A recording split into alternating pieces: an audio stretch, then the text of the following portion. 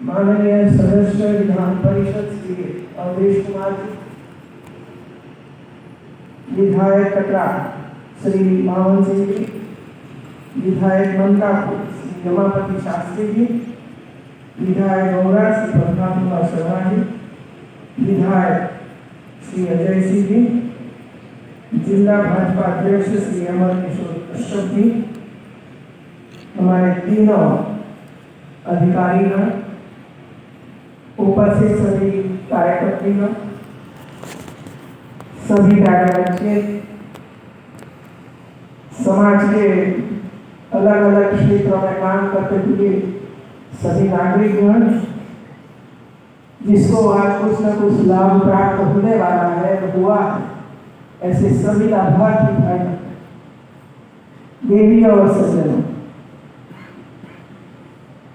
राज्य सरकार का 8 साल का शासन पूरा होने पर पूरे प्रदेश में ये 3 दिन सेवा पखवाड़ा के रूप में मनाया जा रहा है।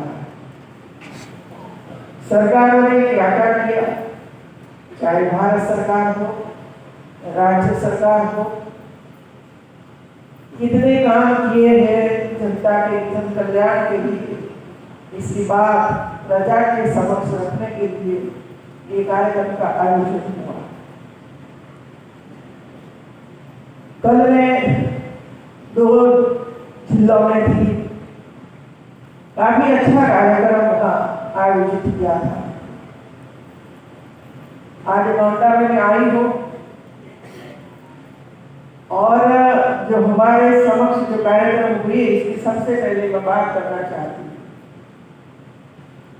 आंगनवाड़ी में पढ़ने वाले गरीब परिवार के बच्चे आधा भूखे और ऐसी परिस्थिति में आंगनवाड़ी में आती, जहां उसकी सेवा स्वास्थ्य की दृष्टि से होती है, जो बीमार हो उसको जब पौष्टिक आहार प्राप्त हो, इसी वजह से उसको खाना दिया जाता है। पढ़ाने का थोड़ा थोड़ा काम होता है और कुछ न कुछ संस्कार, संस्कृति, परंपराएं इसका ज्ञान प्राप्त करे छोटी उम्र से। इसी वजह से ऐसे छोटे छोटे कार्यक्रम बच्चों के पास करवाते, इससे कौशल विकास होता है और ये आप सबने देखा। छोटे बच्चों को तैयार करना बहुत ही कठिन होता है, फिर भी हमारी कार्यकर्ती ऐसे छोटे बच्चे 3 से 6 साल की उम्र वाले बच्चों को प्रयास करते हैं एक अच्छा इंसान बनाने के लिए, और जब वो अच्छा इंसान बनेगा तभी भारत विकसित होने वाला है। अभी ऐसे छोटे बच्चों के खेल के लिए, पढ़ने के लिए, बैठने के लिए, खाने के लिए कुछ न कुछ चीजें तो चाहिए,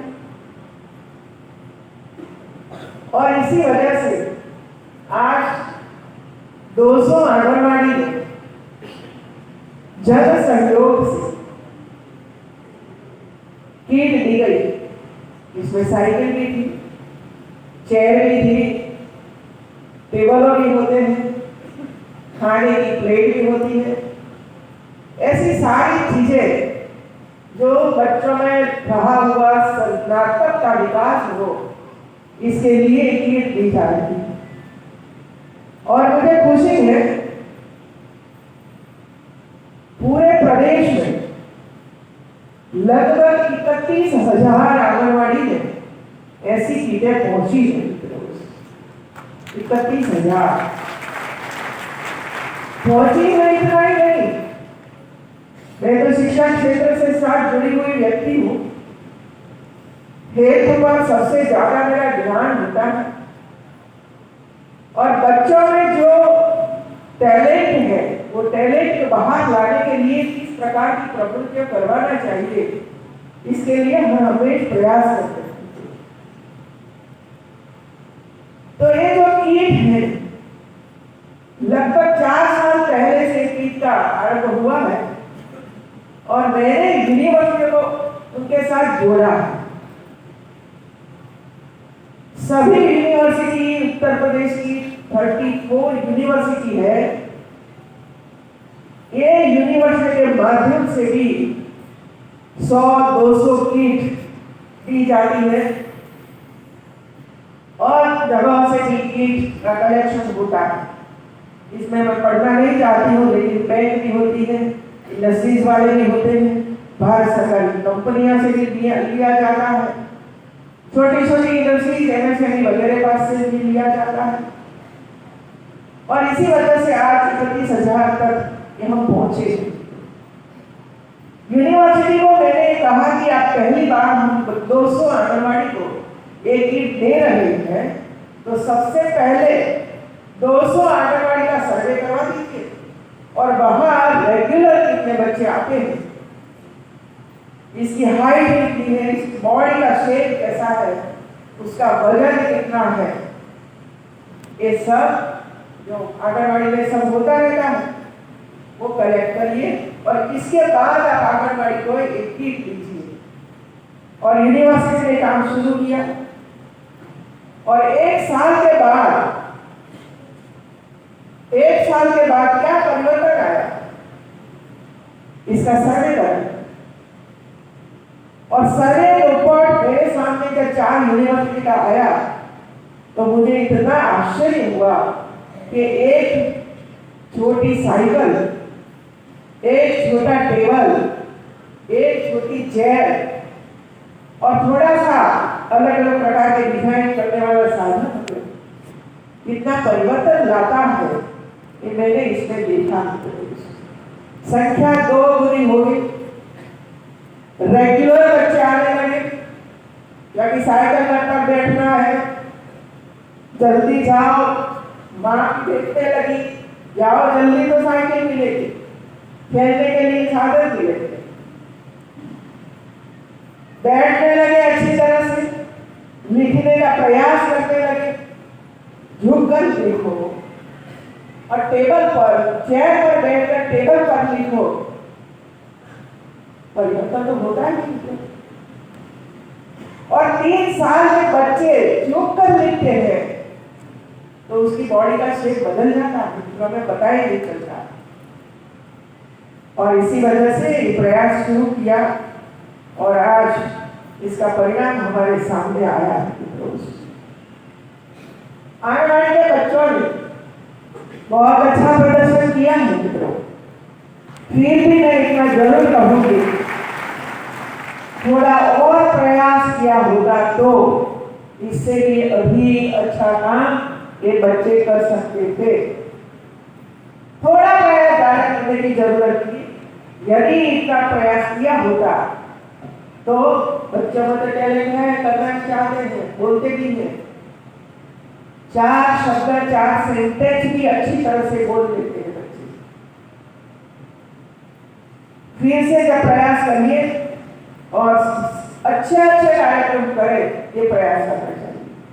मुझे अच्छा लगा योगा का कार्यक्रम, हर आंगनबाड़ी में योगा का कार्यक्रम होना चाहिए। 5 मिनट के लिए या 10 मिनट के लिए बच्चे अनुलोम विलोम करें, कपालभाति करें, एक्सरसाइज करें, तो उसका जो स्वास्थ्य है इसमें बहुत ही चेंज आएगा, बीमारियां धीरे धीरे करके घट जाएगी और एक स्वस्थ बच्चे का निर्माण हम कर सकते हैं। इसका बढ़ावा देना, आपने अच्छा प्रदर्शित किया बच्चों के पास, उसको भी मैं बधाई देती हूँ। स्वच्छता के बारे में जो बच्चे बोले तो हमें एक मार्गदर्शन मिला, प्रेरणा मिली, बच्चों ने हमें कहा उठाओ कचरा, रहो स्वच्छ, करो सफाई। ये मैसेज था इसमें से और इसी वजह से मैंने एक प्रयास किया हेल्थ किट बनाने का, क्योंकि हमारे बच्चे आंगनबाड़ी में आते हैं। मैं गुजरात में वही डिपार्टमेंट संभालती थी, तब से मैं काम कर रही थी। देखिए हर बच्चों के पास ये होना ही चाहिए। यहाँ की सफाई ऐसे भी होगी और हमारी महिलाएं घर में करती है क्या, कोई बर्तन साफ किया या तो कोई पति देवा है उसको खाना खिलाना है और थाली ऊपर से ले और सफाई करी पल्लू से, बर्तन साफ किया तो पल्लू से, बच्चा टट्टी गया साफ किया तो उनको भी साफ किया पल्लू से। सही है ना, ये हमारी आदत है महिलाओं के पास। अलग से टॉयलेट हमारे पास होना चाहिए, चाहे किचन में काम करते हो, चाहे स्कूल में काम करो, चाहे आप आंगनबाड़ी में काम करो। स्वच्छता इसको बोलते हैं कि हर बार हाथ की सफाई होनी ही चाहिए। और इसी वजह से ऐसे टॉयलेट और एक पिन ऐसे बंद करके बच्चा के शर्ट पर टींगा दो, वहां से वो सफाई करते रहेंगे। दांत साफ ही वहां से करेंगे, मुंह पर से साफ करें, तो एक सफाई का हो। दूसरा, जब बच्चे स्कूल में आते हैं और गरीब परिवार के बच्चे होने की वजह से माँ को इतना टाइम नहीं होता, मजदूरी करना जाना है, रसोई करनी है, साथ में टिफिन ले जाना है और 4-5 बच्चे हैं, क्या करेगी वो, और इसी वजह से भेज देती है जाओ आंगनबाड़ी में और वहां बैठ कर करना। तो मैंने ये प्रयास किया, एक अलीसा हर आंगनबाड़ी में अलीसा होना चाहिए और जैसा बच्चा ठीक ढंग से नहीं आया है तो उसको जरा अलीसा के सामने खड़े कर दो और बोलो बेटा बाल कैसे है, कपड़े कैसे है, बटन है, टूट गए, और इसके साथ कंघी, ये कंघी है। हमारी आंगनबाड़ी बाल साफ कर दे, कंघी कर दे और बच्चों को अच्छी तरह से स्वच्छ बनाकर उसको आईना के सामने खड़े कर दो, कब कैसा लगते हो। वो बच्चा ने बताया कैसे लगते हो, अच्छे लगते हो, वो तो एक बच्चे बोलते हैं।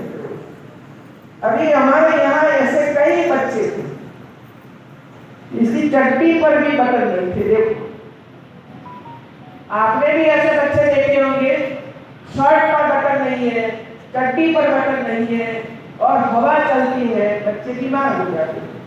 तो हमने प्रयास किया है, ये डोरा है, धागा है और एक सुई है और एक बटन है, ये बटन है, अलग अलग कलर के बटन है। ऐसा ना हो कि लाल शर्ट हो और हम ब्लैक या तो सफेद बटन लगा दे उसको सेट हो ऐसा। तो हर आंगनबाड़ी में ये होना चाहिए और हमारा काम है, बटन नहीं है तो कर दो। ये सोफ्रामाइसिन है, खेलते समय कुछ भी लगा तो आप इसका उपयोग करके उसको लगा दो और आगे की बीमारी से वो मुक्त हो जाए, इसका प्रयास करिए। ये डेटोल भी है, ये भी डेटोल है, साबुन भी है, इसमें पाटा पीटी करने का भी है, सब कुछ इसमें रखा गया है। और मैं ये चाहती हूँ कि हमारे अधिकारी ऐसी किट बनाकर सभी आंगनबाड़ी में पूर्ण कर दे। होगा? आप सबका भला होगा तो ऐसे हम करेंगे तो बच्चों में आदत होगी और स्वच्छ रहने की आदत हो जाएगी। और मुझे इसी वजह से कहा कि आपने ये काम करवाया है, अच्छे लगते हो, अच्छे लगते हो, शर्ट ठीक नहीं है, स्वच्छ करो। दूसरा है मित्रों, कई हमारे लाभार्थी जो आज तक वे लोगों को लाभ प्राप्त नहीं हुआ है, वे लाभार्थियों को ये 3 दिन में काफी कुछ साधन मिलने वाले। आज 200 आंगनबाड़ियों को दिया, पोषण पोटली 100 बच्चों को मिलने वाली है। आज तो हम लोगों ने 5 लोगों को दिया है। स्वास्थ्य विभाग द्वारा हाइजीन किट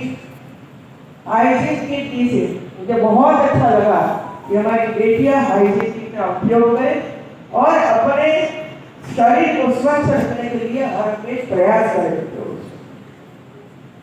बालिकाओं को हाइजीन किट, इसके बाद आयुष्मान कार्ड हमारे प्रधानमंत्री जी ने स्पेशल वृद्धजनों के लिए, क्योंकि घर में क्या स्थिति बनती है हम लोग जानते हैं, जब पिताजी या माताजी कुछ कमाती थी, पैसे लाती थी, तब तक तो घर में इज्जत रहती थी, उसकी सेवा भी करते थे, पानी भी देते।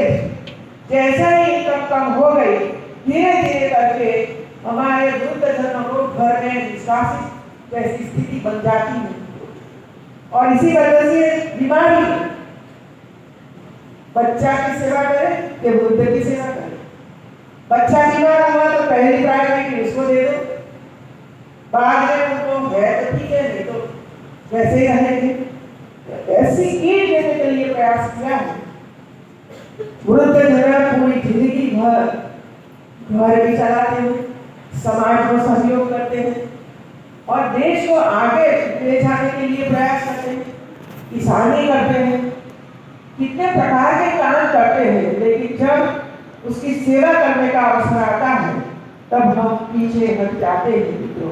तो ये सेवा किट, और मैं तो चाहती हूँ कि गोंडा में जितने इस उम्र वाले वृद्धजन है, एक अभियान चलाकर वो किट दे दीजिए, हेल्थ किट दे दीजिए, जिसकी वजह से वो एक स्वस्थ जीवन जी सके।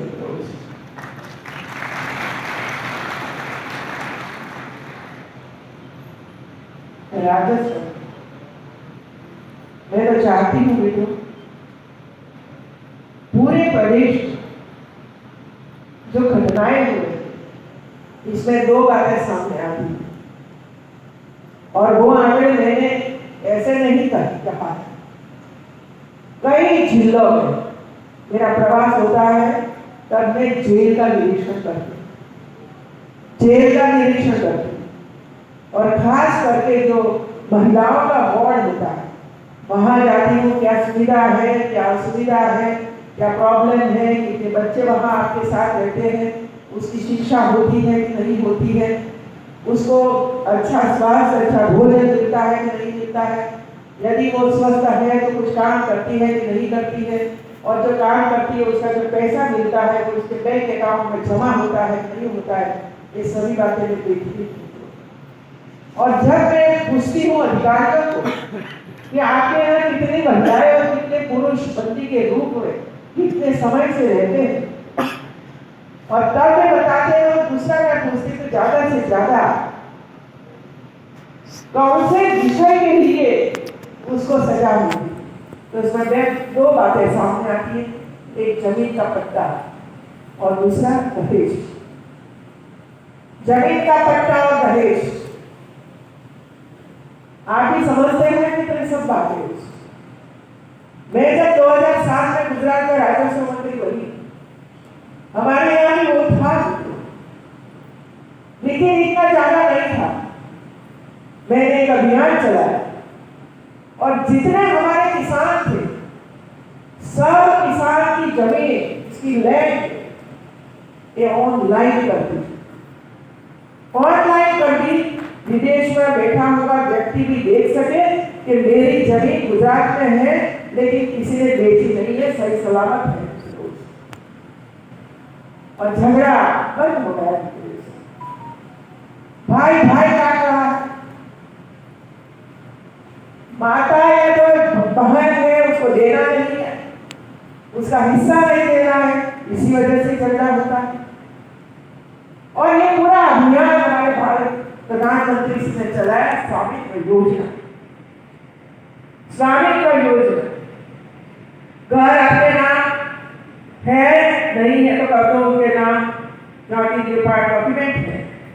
जमीन का पट्टा इसने खरीद लिया, अलग प्रकार के दस्तावेज बना दिया, और जब सरकारी कर्मचारी के पास जाते हैं तो आपने क्या करूं, फिर आना, आज समय नहीं है, और इसमें से ही झगड़ा होता रहता है। और इसी वजह से स्वामित्व योजना मांगने वाले डीएम मदद में कहती है जितना हो सके इतना जल्दी ये काम कर दीजिए। कोई आए अगर स्वामित्व में हम 50 लोगों को दे, कोई आए तो अगर वो और इसमें 10 लोगों को हम दे, ये बराबर नहीं है। लेकिन पूरा राजस्व विभाग इसमें लगे और पूरा ऑनलाइन कर दे मित्रों।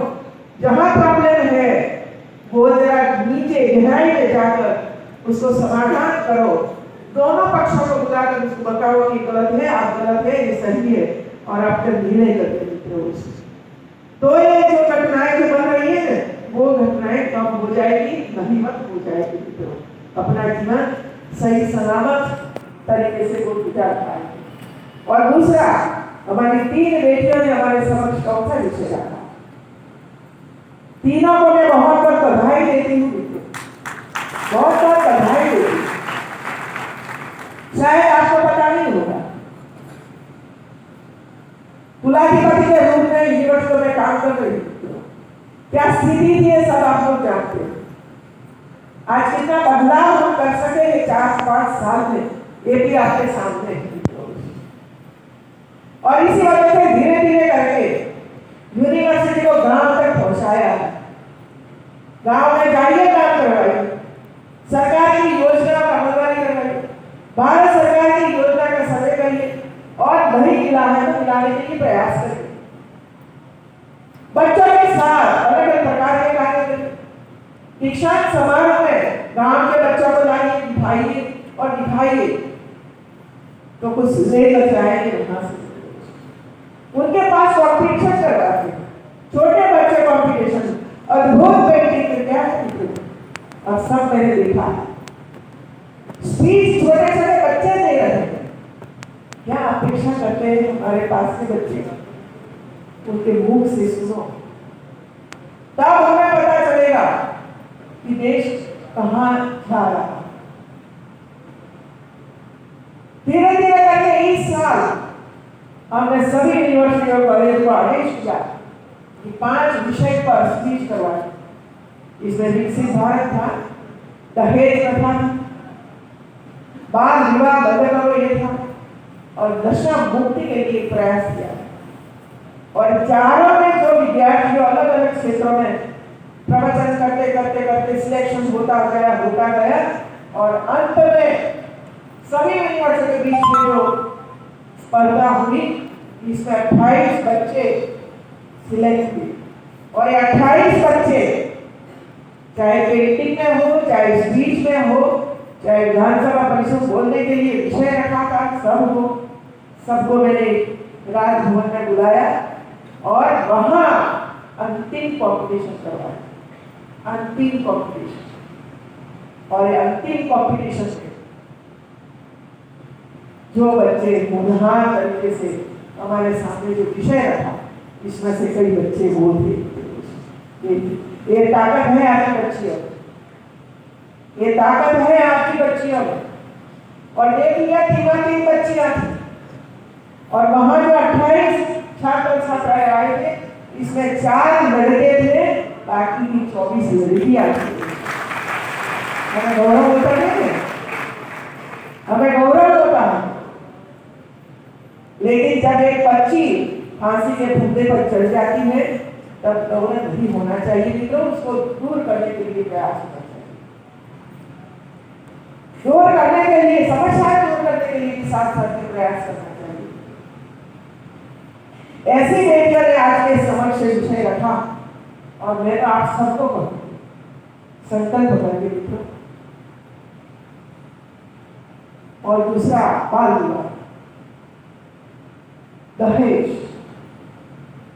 जिसकी जो जिम्मेवारी, कानून तो है लेकिन कानून की अमलवारी कौन करवाएगा? हर व्यक्ति क्या पुलिस स्टेशन में जा सकते हैं? और इसी वजह से जिम्मेवारी है प्रोएक्टिव बनकर पूरे गंडा जनपद में बाल विवाह नहीं होना चाहिए, केवल एक संकल्प करके आगे बढ़िए, संकल्प करें।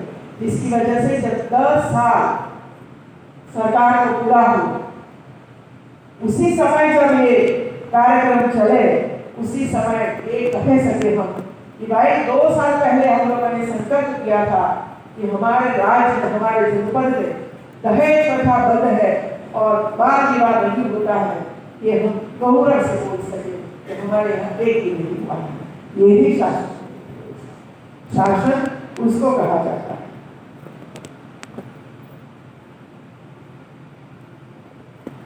जो यूनिवर्सिटियां काम कर रही है, देखो 13 यूनिवर्सिटी, आपको गौरव होगा। जो यूनिवर्सिटी रैंकिंग में सीने भी नहीं आती थी, ऐसी 13 यूनिवर्सिटी A++ और A+ कैटेगरी प्राप्त किया है। फायदा क्या होता है? कठोर परिश्रम करना पड़ता है, जितने नॉर्म्स है ये पूरा करना पड़ता है। इसके आगे NRI नेशनल रैंकिंग कहते हैं, इसमें हमारी यूनिवर्सिटियों भारत में 4 यूनिवर्सिटी फर्स्ट नंबर पर है। पहले नहीं था कुछ भी, लेकिन हमारे बच्चे तो अच्छे थे, लेकिन उसको दिशा बताने वाले जो अध्यापक होना चाहिए, इसमें कमिटमेंट का अभाव था। कोई कमिटमेंट नहीं होता है तब तक रिजल्ट प्राप्त नहीं कर सकते। इससे आगे वर्ल्ड रैंकिंग, दुनिया की यूनिवर्सिटी के साथ स्पर्धा करना और दुनिया की यूनिवर्सिटी के साथ स्पर्धा हमारी यूनिवर्सिटी ने किया और 4 यूनिवर्सिटी दुनिया भर में 400 के अंदर हमारी यूनिवर्सिटी आई है। दुनिया की यूनिवर्सिटी, हम जापान की बात करें, हम अमेरिका की बात करते हैं, हम ऑस्ट्रेलिया की बात करते हैं, उनके साथ तालमेल रखते हैं। ये है हमारे बच्चे और ये है हमारा अध्यापक गण, जो आज इसका एहसास हुआ कि अब तक तो नहीं किया, लेकिन अब करें और कर रहे हैं। ये कमिटमेंट हमारा होना चाहिए और हमारे देश को आगे लाना है। हर व्यक्ति कमिटमेंट से काम करेगा तो मुझे लगता है कि जल्दी से हम आगे आ सकते हैं। भूमि पट्टा की मैं बात करती थी, हो सके इतना, और हमारी डीएल आपने कहा कि अतिशय सक्रिय है और मैंने देखा है जहां महिलाएं बैठी है ना, चाहे सीडीओ के रूप में हो या तो जिला अधिकारी के रूप में हो, तो वो एक मानवता के रूप से, ममता के रूप से काम कर रही है और आगे देश को बढ़ाने के लिए काम कर रही है। दिव्यांगजन बहुत अच्छा है, दिव्यांगजनों के लिए भी हमें प्रयास करना चाहिए, लेकिन मैं एक बात आपको जरूर कहूंगी, जो बच्चे स्कूलों में पढ़ते होंगे, प्राइवेट में पढ़ते होंगे, 10वीं और 12वीं कक्षा में वो पास हो जाए तो उसको कॉलेज का शिक्षण प्राप्त हो सकता है और यूनिवर्सिटी का शिक्षण भी प्राप्त हो सकता है। और ये यूनिवर्सिटी है शकुंतला मिश्रा यूनिवर्सिटी लखनऊ में है, सब फ्री में पढ़ाते हैं, हॉस्टल भी फ्री है, भोजन का कोई खर्च नहीं, कोई फी नहीं है। 50% बच्चे दिव्यांग के हैं और 50% बच्चे सामान्य हैं। तो सामान्य बच्चे भी इसमें एडमिशन ले सकते हैं क्योंकि कोई खर्च नहीं, 0 खर्च।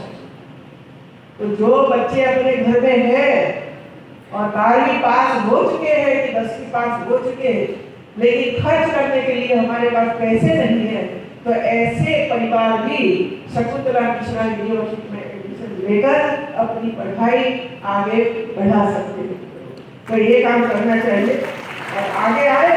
आपको दिव्यांगों का 50% सीट आबंटित है, लेकिन पूरी सीटें भरी नहीं हुई है, लगभग 20 से 25% सीट भरी हुई, क्योंकि कई लोगों को तो पता नहीं है कि यूनिवर्सिटी लखनऊ में है और राज्य सरकार ये काम कर रही है। कोई जगह पर, मतलब कोई राज्य में सिर्फ दिव्यांग जनों के लिए ऐसी यूनिवर्सिटी हो, ऐसा नहीं है, सिर्फ उत्तर प्रदेश में है। ये भी गौरव की बात है। युवा सशक्तिकरण, टैबलेट मिला है तो सही ढंग से उपयोग करना मित्रों, सकारात्मक सोच से इसका उपयोग करें मित्रों। इस तरह आज हमारे मीडिया में जो चीजें आ रही हैं, ये बहुत चिंता का विषय बन रहा है। कैसी कैसी रिलर रखती है, कैसे कैसे रिलर करके परेशानियां हो रही है, क्या तो परेशान कर रही है। भारत सरकार और राज्य सरकार प्रतिबंध दे रही है, लेकिन जब संख्या बढ़ती जाए इस दिशा में ये तो कलंकित है हमारे लिए मित्रों। सजग रहने की जरूरत है युवाओं को और युवतियों को मित्रों। हम ऐसी जगह फंस न जाए कि जिसकी वजह से हमारी जिंदगी बर्बाद हो जाए मित्रों। और अभी अभी जो घटनाएं हुई है वो तो आग खोलने वाली घटनाएं हैं मित्रों, आग खोलने वाली घटनाएं हैं। ये हमारे बगल में कैसे ऐसी चीजें आती है पता नहीं चलता है। पढ़े लिखे लोगों में ऐसी ऐसा विचार और ऐसी घटनाएं कर देना, माँ बाप बदनाम हो रहे। और देखिए उनकी माँ जो बोलती है ना, उसने स्वयं का तो फांसी दे दो, मानती नहीं घर में। ऐसे कैसे हम पढ़े लिखे भाई, माता पिता का भी हम सम्मान न करें। और माता पिता जब सही दिशा दिखा दे हम पसंद नहीं करते हैं। ये तो शिक्षा नहीं दी गई है, ये तो हमारा संस्कार घर में से ऐसा संस्कार तो नहीं मिला है। फिर भी ये घटनाएं हो रही है और ये हत्या, फिर सजा, फिर काटो, जेल में सजा 20 साल, 25 साल, 30 साल, फिर बर्बादी, फिर महामृत्यु। क्या मिला? कुछ नहीं मिला। जो चाहते थे वो नहीं मिला।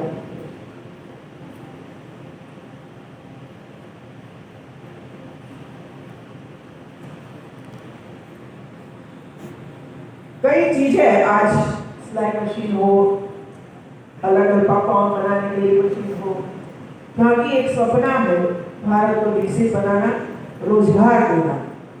और युवाओं को तो मान कर चलना पड़ेगा, नौकरी नहीं मिलने वाली है।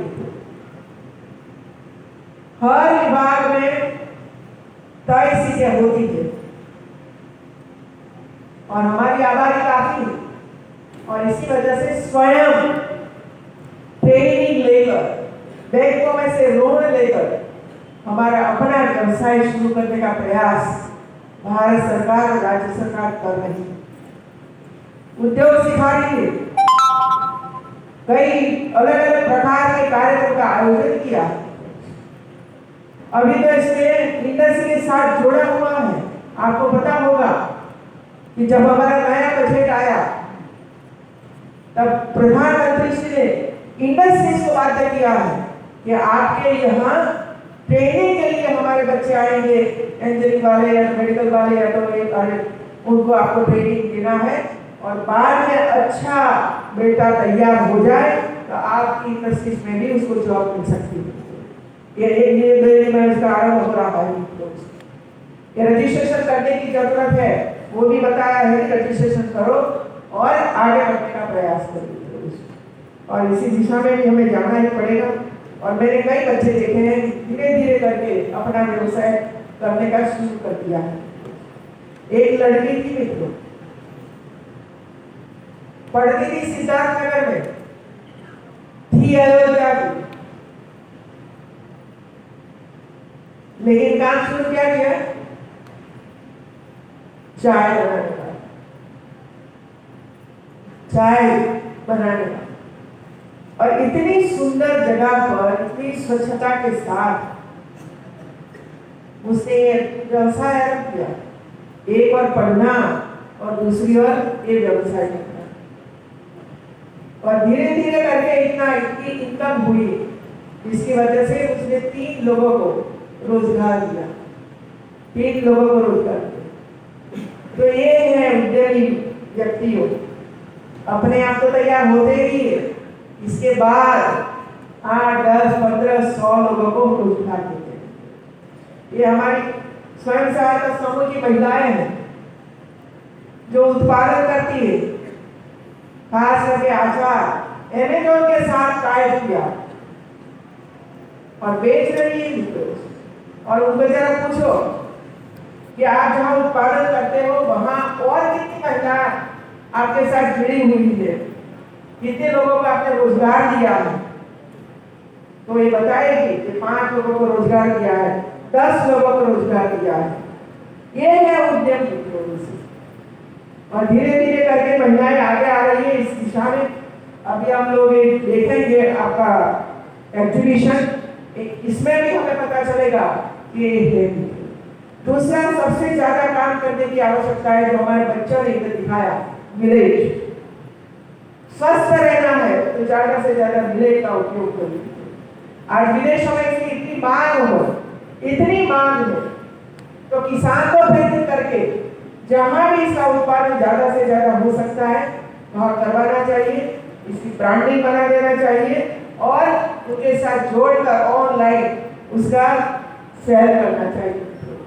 एक सब टेक्नोलॉजी आ गई है, वहां जाने की जरूरत नहीं है और वे स्वयं आते हैं, खरीदते हैं और धीरे धीरे करके आप परमानेंट इसके ग्राहक बन जाते हैं। तो ऐसी सारी चीजें हमारे सामने आई है और इसमें हमारे कई लोग जुड़े हुए हैं। किसान भी इतना ही सुंदर काम कर रहे हैं।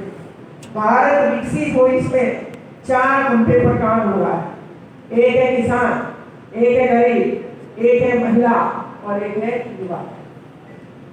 4 किस तरह आगे बढ़े, उसको सशक्त कैसे करे, उसको सपोर्ट कैसे करे, इसके दिशा में अनेक अनेक कार्यक्रम चल रहे हैं। उसका लाभ हम ले और आगे बढ़ने का प्रयास करें।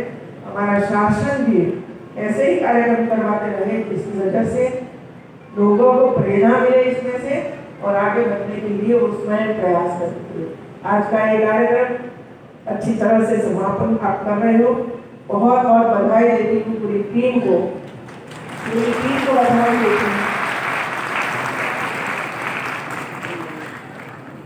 आयोजन करना और लाभार्थियों को बुलाना और लाभार्थियों को उसका लाभ दिलवाना, ये बहुत ही कठिन होता है। पहले ढूंढना पड़ता है, फिर उसको फॉर्म भरवाना पड़ता है, फिर उसको देना पड़ता है, बुलाना पड़ता है और उसके हाथ में देना पड़ता है। ऐसे काम हमारे अधिकारी कर रहे हैं। इस वजह से अधिकारियों को बहुत बहुत बधाई, धन्यवाद।